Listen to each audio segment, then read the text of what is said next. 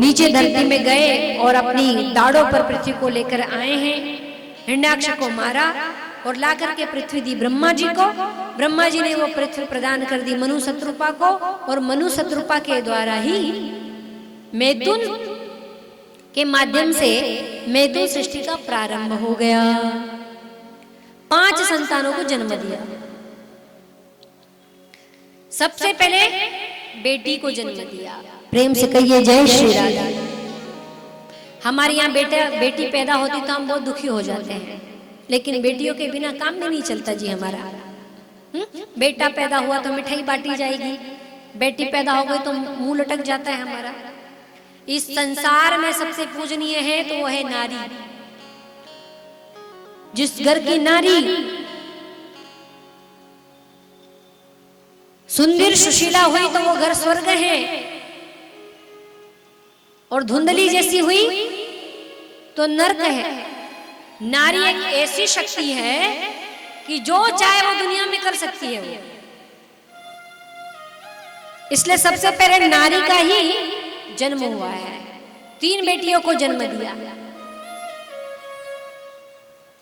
देवहूति, प्रसूति और आकुति।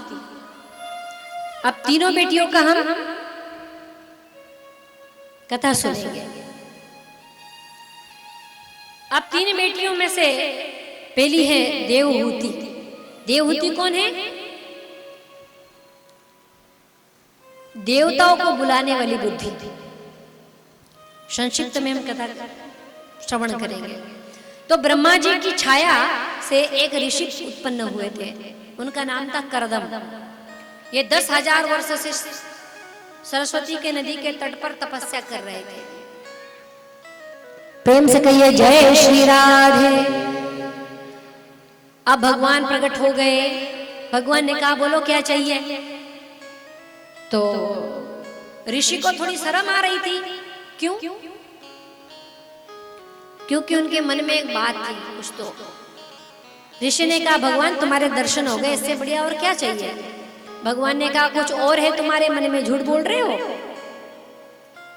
तो धीरे से बोले प्रभु पत्नी मनोरमाम देहि,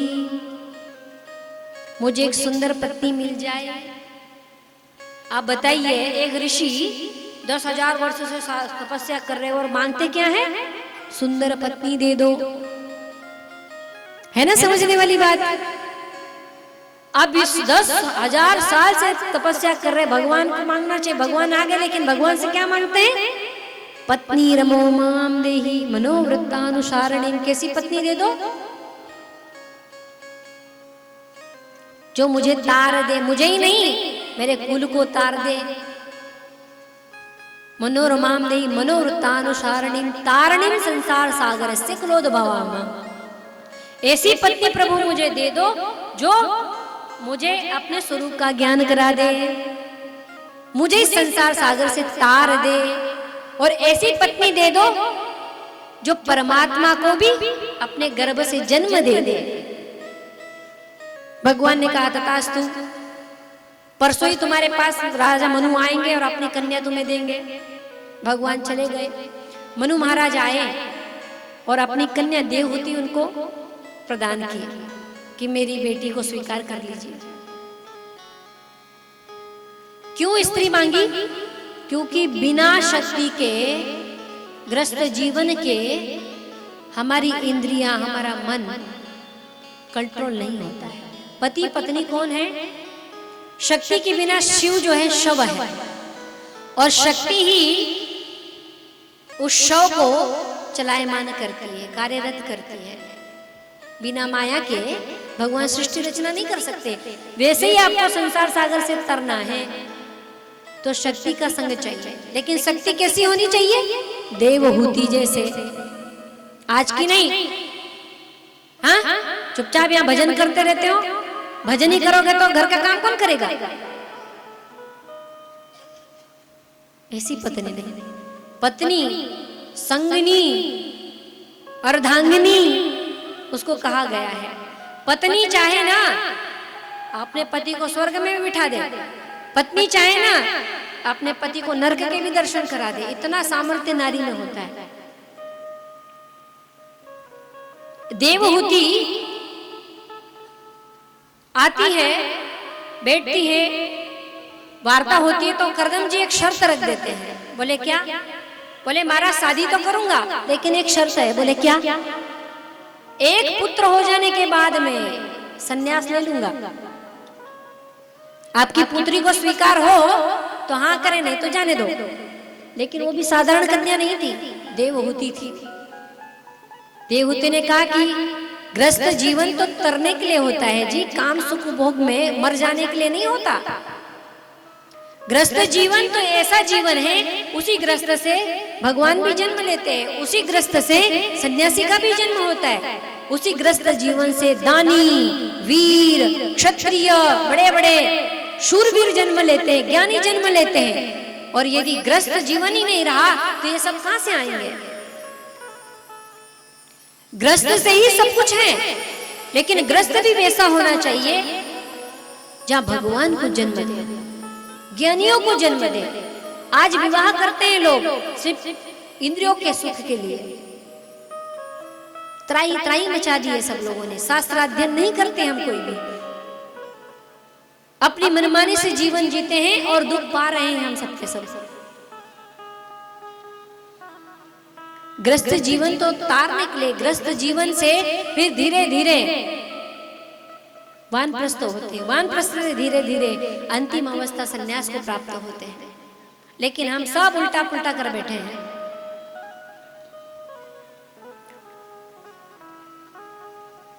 देवहूति ने कहा कि मुझे जितेंद्रिय पति की आवश्यकता है, जो खुद भी मर जाए काम सुख में और मुझे भी मार डाले, ऐसे पति नहीं चाहिए मुझे। स्त्री भोगने के लिए नहीं है जी, स्त्री तो साथ देने के लिए, प्रभु भजन में आपको संग दे, साथ दे। गलतियां आप जब जब करो तो आपको संभाले, आपको मार्गदर्शन करे, एक दूसरे मार्गदर्शन के लिए होते हैं। देवहूति ने कहा कि नहीं, मुझे ऐसा ही पति चाहिए। दोनों का विवाह हो जाता है। कई वर्ष बीत जाते हैं लेकिन एक शब्द भी नहीं करती। ये समाधि में बैठे रहते, ये उनकी सेवा करती, उनको गीले कपड़े से पोंछती, चारों तरफ सफाई रखती ताकि चींटी वगैरह उनको लगे नहीं। लेकिन एक शब्द भी मुंह से नहीं बोलती थी कि आप मेरी तरफ ध्यान नहीं देते। और आज की पत्नी होती तो 2 दिन उसकी तरफ देखे नहीं तो पति को कहती है, हाँ तुम मेरे ऊपर ध्यान नहीं दे रहे हो आज तक, आजकल कहीं ऐसा तो नहीं है, कहीं तुम्हारा और दिमाग चल रहा हो। प्रेम से कहिए श्री राधे।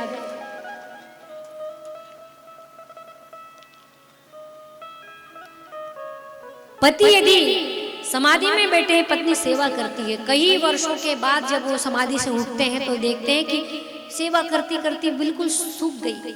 और दूसरी होती तो पति ध्यान नहीं दे रहा तो घर बार छोड़कर मायके भाग आती, आजकल की होती तो।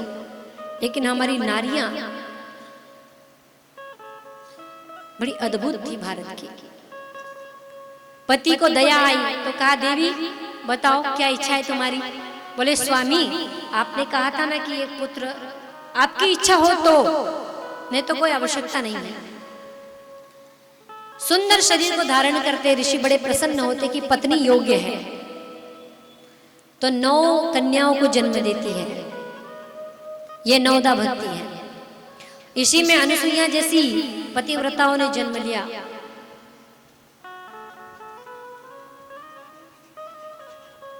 और अंत में 10वें पुत्र प्रकट होते हैं, कपिल भगवान के रूप में भगवान जन्म लेते हैं। बोलिए कपिल भगवान की। कपिल भगवान का जब जन्म होता है तो ऋषि कहते हैं कि अब एक पुत्र हो गया, अब हम गृहस्थ का त्याग करेंगे। कपिल भगवान ने संन्यास धर्म का उपदेश दिया। ये कथा बड़ी सुंदर है, बहुत लंबी है, लेकिन अब समय नहीं है हमारे पास। कल थोड़ा बहुत हम चर्चा करेंगे इस विषय पे। तो 9 कन्याओं को जन्म दिया, तो 9 ऋषि के साथ उनका विवाह कर दिया। 10वें थे भगवान कपिल, जो ज्ञान अवतार कहे गए हैं। ये भगवान कपिल ने ही अपनी माता को संसार से तार दिया। सांख्य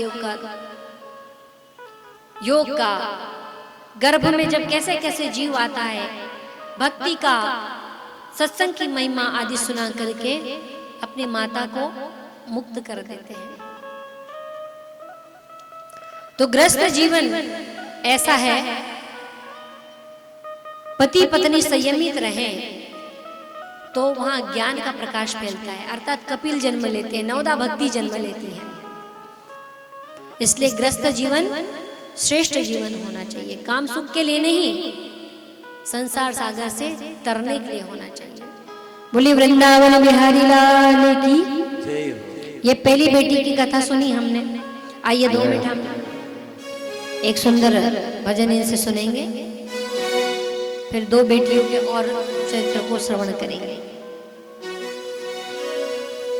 अरे बेटी बिना रे कसो, अरे चल संसार,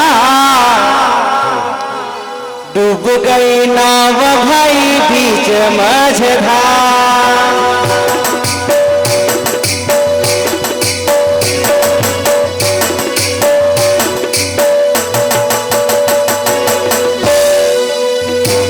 अरे बेटी बिना रे कसो चल संसार, डूब गई नाव भाई बीच